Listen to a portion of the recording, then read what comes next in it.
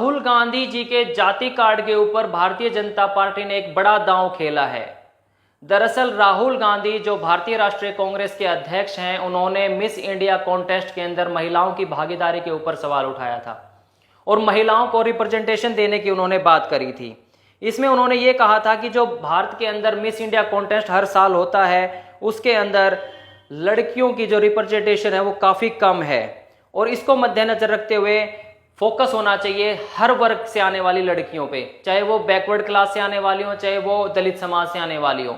अब इस चीज को देखते हुए भारतीय जनता पार्टी ने एक दांव खेला है। वो कैसे खेला है वो मैं आपको बता देता हूं। जो हरियाणा प्रदेश के अंदर भारतीय जनता पार्टी ने कैंडिडेट्स की जो लिस्ट जारी करी है, उसके अंदर उन्होंने पिछड़ा वर्ग, दलित और महिलाओं को बराबर की हिस्सेदारी दी है। वो कितनी दी है वो भी मैं आपको बता देता हूं। 14 candidates are from backward class, 14 candidate ऐसे हैं जो पिछड़ा वर्ग से आते हैं। 13 candidates are from schedule caste, जो दलित समाज से आते हैं। And 8 womens representative has been selected by the Bharatiya Janata Party in Haryana state assembly election. माना जा रहा है कि बीजेपी ने ऐसा करके राहुल गांधी को जाति कार्ड जो खेला है उसका एक दाव खेला है, यानी उनको करारा जवाब दिया है कि आप केवल जो रिप्रेजेंटेशन की बात करते हैं महिलाओं की या दलितों की, हमने तो करके दिखा दिया। अब इसको लेके पिछड़े और दलितों पर जो दाव खेला है, इसमें जेपी नड्डा तक बोले हैं कि हरियाणा चुनाव में जो जारी लिस्ट हुई है उनमें हमने बराबर हक दिया है। वहीं पर अनित बनर्जी जी कहते हैं कि विपक्ष के नेता राहुल गांधी पिछड़ों और दलितों की वकालत करते रहते हैं, उन्हें ज्यादा प्रतिनिधित्व देने की बात करते रहते हैं और मांग करते रहते हैं। यहां तक कि उन्होंने मिस इंडिया कंपटीशन में भी दलितों के रिप्रेजेंटेशन की मांग कर डाली, जिस पर तीखी प्रतिक्रिया आई।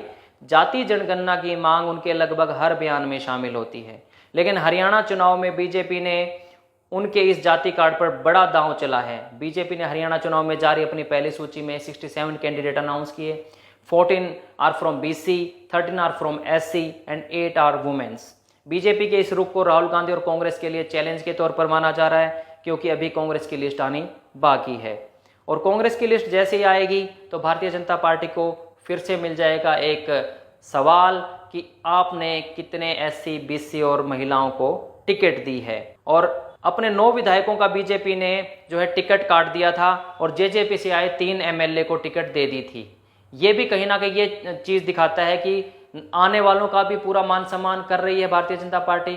और जो पहले दिए थे और जो बन गए थे विधायक और जो लेकिन लोगों की अरमानों पर जो है पानी जिन्होंने फेर दिया या उनकी उम्मीदों पर खरा नहीं उतर पाए, उनकी टिकट काटने का भी भारतीय जनता पार्टी ने काम किया और एक ऐसा सख्त संदेश दिया कि पार्टी में अगर कोई आएगा तो उसको रिप्रेजेंटेटिव बन के, मेंबर बन के काम करना ही पड़ेगा।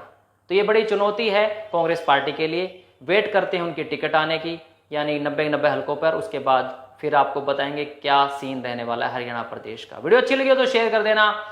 मैं मोहित कुमार लेता हूं इजाजत। बहुत बहुत धन्यवाद।